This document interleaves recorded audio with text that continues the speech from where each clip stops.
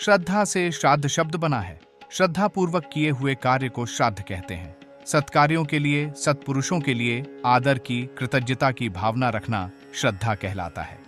उपकारी तत्वों के प्रति आदर प्रकट करना, जिन्होंने अपने को किसी प्रकार लाभ पहुंचाया है उनके लिए कृतज्ञ होना श्रद्धालु का आवश्यक कर्तव्य है। ऐसी श्रद्धा हिंदू धर्म का मेरुदंड है।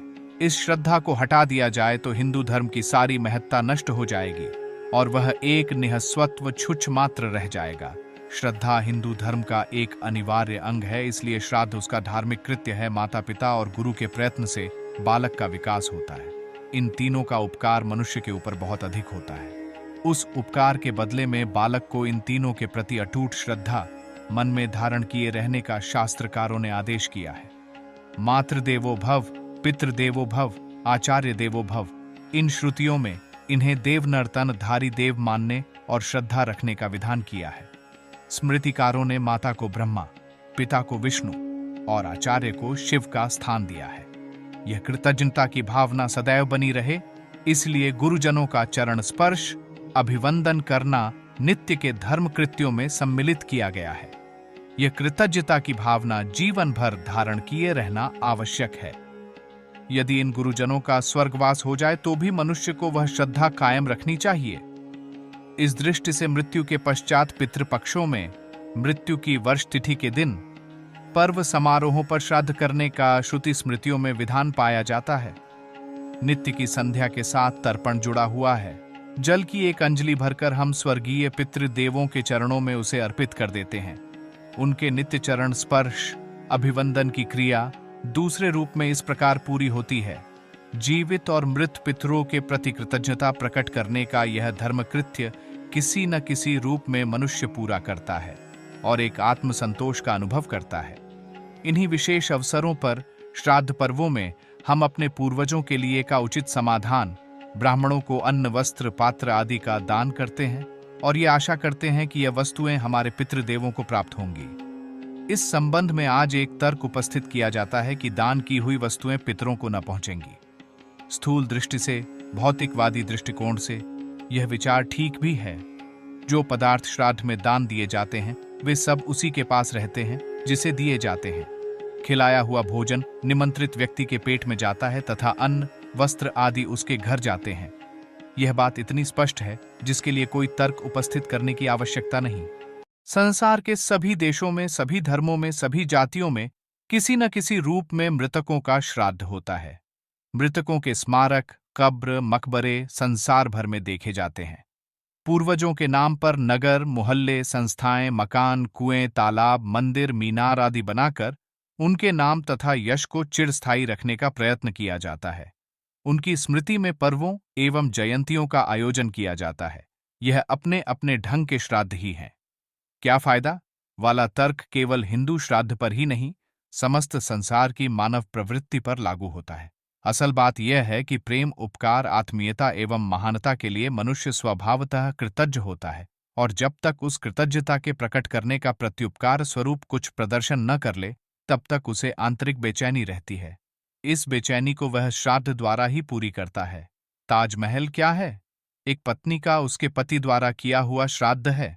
इस श्राद्ध से उस पति को क्या फायदा हुआ यह नहीं कहा जा सकता, पर इतना निश्चित है कि पति की अंतरात्मा को इससे बड़ी शांति मिली होगी। शाहजहां को उसके पुत्र औरंगजेब ने कैद करके जेल में पटक दिया और स्वयं राजा बन गया। जेल में सड़ते सड़ते शाहजहां जब मृत्यु के निकट पहुंचा तो उसने आंसू भरकर कहा, मेरे इस्लाम परस्त बेटे से तो वे काफिर, हिंदू अच्छे जो मृतक पितरों तक को पानी पिलाते हैं। श्राद्ध और तर्पण का मूल आधार अपनी कृतज्ञता और आत्मीयता की सात्विक वृत्तियों को जागृत रखना है। इन प्रवृत्तियों का जीवित रहना संसार की सुख शांति के लिए नितांत आवश्यक है। उस आवश्यक वृत्ति का पोषण करने वाले श्राद्ध जैसे अनुष्ठान भी आवश्यक है। हिंदू धर्म के कर्म कांडों में आधे से अधिक श्राद्ध तत्व से भरा हुआ है।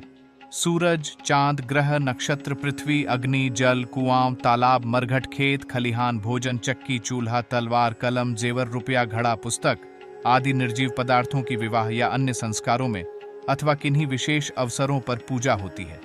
यहाँ तक कि नाली या घूरे तक की पूजा होती है। तुलसी, पीपल, वट, आंवला आदि पेड़ पौधे तथा गौ, बैल, घोड़ा, हाथी आदि पशु पूजे जाते हैं। इन पूजाओं से उन जड़ पदार्थों या पशुओं को कोई लाभ नहीं होता, परंतु पूजा करने वाले के मन में श्रद्धा एवं कृतज्ञता का भाव जरूर उदय होता है। जिन जड़ चेतन पदार्थों से हमें लाभ मिलता है उनके प्रति हमारी बुद्धि में उपकृत भाव होना चाहिए और उसे किसी न किसी रूप में प्रकट करना ही चाहिए। यह श्राद्ध ही तो है, मृतकों का ही नहीं, जीवित जानदारों और बेजुबानों का भी हम श्राद्ध करते हैं। ऐसे श्राद्ध के लिए हमारे शास्त्रों में पग पग पर आदेश है। मरे हुए व्यक्तियों को श्राद्ध कर्म से कुछ लाभ होता है कि नहीं? इसके उत्तर में यही कहा जा सकता है कि होता है, अवश्य होता है। संसार एक समुद्र समान है जिसमें जल कणों की भांति हर एक जीव है। विश्व एक शिला है तो व्यक्ति उसका एक परमाणु। हर एक आत्मा जो जीवित या मृत रूप में इस विश्व में मौजूद है अन्य समस्त आत्माओं से संबद्ध है। संसार में कहीं भी अनीति, युद्ध, कष्ट, अनाचार, अत्याचार हो रहे हैं तो सुदूर देशों के निवासियों के मन में भी उद्वेग उत्पन्न होता है। जब जाड़े का प्रवाह आता है तो हर चीज ठंडी होने लगती है और गर्मी की आरतू में हर चीज की उष्णता बढ़ जाती है। छोटा सा यज्ञ करने से उसकी दिव्य गंध तथा दिव्य भावना समस्त संसार के प्राणियों को लाभ पहुंचाती है। इसी प्रकार कृतज्ञता की भावना प्रकट करने के लिए किया हुआ श्राद्ध समस्त प्राणियों में शांतिमयी सद्भावना की लहरें पहुंचाता है। यह सूक्ष्म भाव तरंगें सुगंधित पुष्पों की सुगंध की तरह तृप्तिकारक, आनंद और उल्लासवर्धक होती है। सद्भावना की सुगंध जीवित और मृतक सभी को तृप्त करती है। इन सभी में अपने स्वर्गीय पितर भी आ जाते। श्राद्ध करना चाहिए जीवितों का भी, मृतकों का भी। जिन्होंने अपने साथ में किसी भी प्रकार की कोई भलाई की है उसे बार बार प्रकट करना चाहिए, क्योंकि इससे उपकार करने वालों को संतोष तथा प्रोत्साहन प्राप्त होता है। वे अपने ऊपर अधिक प्रेम करते हैं और अधिक घनिष्ठ बनते हैं। साथ साथ एहसान स्वीकार करने से अपनी नम्रता एवं मधुरता बढ़ती है। उपकारों का बदला चुकाने के लिए किसी न किसी रूप में सदा ही प्रयत्न करते रहना चाहिए, जिससे अपने ऊपर रखा हुआ रणभार हल्का हो। जो उपकारी, पूजनीय एवं आत्मीय पुरुष स्वर्ग सिद्धार गए हैं उनके प्रति भी हमें कृतज्ञता रखनी चाहिए और समय समय पर उस कृतज्ञता को प्रकट भी करना चाहिए। जल की एक अंजलि, दीपक या पुष्प से श्राद्ध किया जा सकता है। श्राद्ध में भावना ही प्रधान है। श्रद्धा भावना का हमें कभी परित्याग न करना चाहिए। श्रद्धा की परंपरा समाप्त हो जाने पर तो पिता को कैद कर लेने वाले औरंगजेब ही चारों ओर दृष्टिगोचर होने लगेंगे।